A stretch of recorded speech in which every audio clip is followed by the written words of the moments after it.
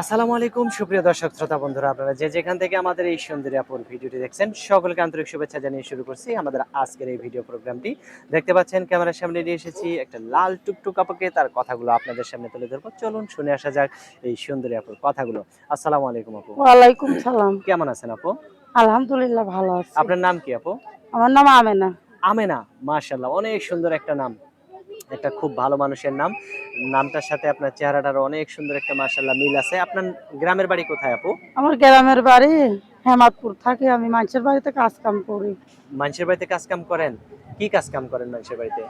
কাজ কাম করি, সেলাই মেশিনের কাজ করি। নিজের মেশিন নাই, মানুষের মেশিনে কাজ করি। তো মানুষের মেশিনে কাজ করেন কেন? নিজে একটা মেশিন কিনলেই তো হয়। নিজের মেশিন কেনার সামর্থ্য নাই, কেন আমার একটা বাচ্চা আছে, বাবা মা নাই, মারা গেছে। অনেক কষ্ট কইরা চলি, আপনার ছোট বাচ্চার একটা বোন আছে। আপনার বাচ্চার বয়স কত?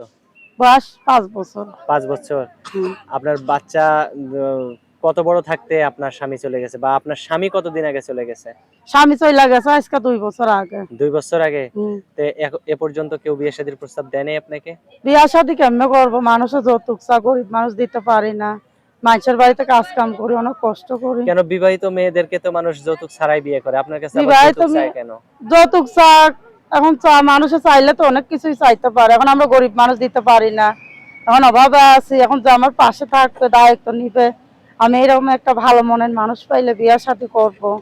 বুড়া হোক আর জোয়ান হোক, সে আমার যদি দুঃখ কষ্টের মাঝে পাশে থাকে, সে তো আমার যদি ডাল ভাত খাওয়া পাশে থাকে, আমার বাচ্চাটাকে লেখাপড়া করাইতে পারি, আমি এইটাই চাই।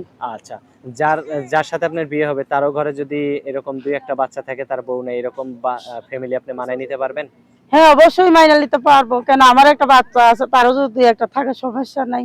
মানায় নিতে পারবেন হ্যাঁ, তাই না? অবশ্যই থাকবে। বাচ্চাদের মা হইতে পারবেন তো? অবশ্যই হইতে পারবো। কেন, আমার একটা বাচ্চা আছে, আরো যদি 2-1টা থাকে আমি পালতে পারবো, আমার কোনো আচ্ছা, সমস্যা নাই। আচ্ছা, অসংখ্য ধন্যবাদ আপু। আপনার কি ক্যামেরা সেট আছে?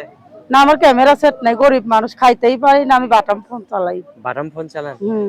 যদি কেউ ক্যামেরা ফোনের ব্যবস্থা করে দেয় তারে কি ভুলে যাবেন? না, কেন বলবো? সে যদি আমার সাথে কথা বলে দেখার ব্যবস্থা কইরা দেয়, আমি তার সাথেই কথা বলবো।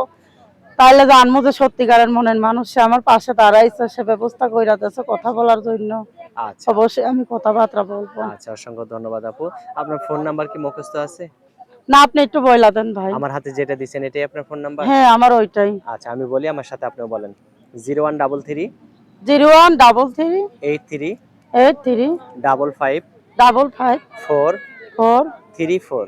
434। এটাই তো আপনার ফোন নাম্বার? হ্যাঁ, এটাই আমার ফোন নাম্বার। আচ্ছা, আর কিছু বলার আছে আপু আপনার? আর কি বলার আছে? যেরকমই হোক, যে আমার পাশে থাকবে এটাই আমি চাই, আর আমি অন্য কিছু চাই না।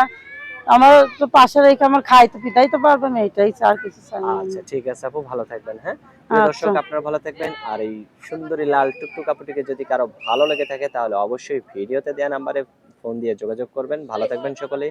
আজ এ পর্যন্তই। আল্লাহ হাফেজ।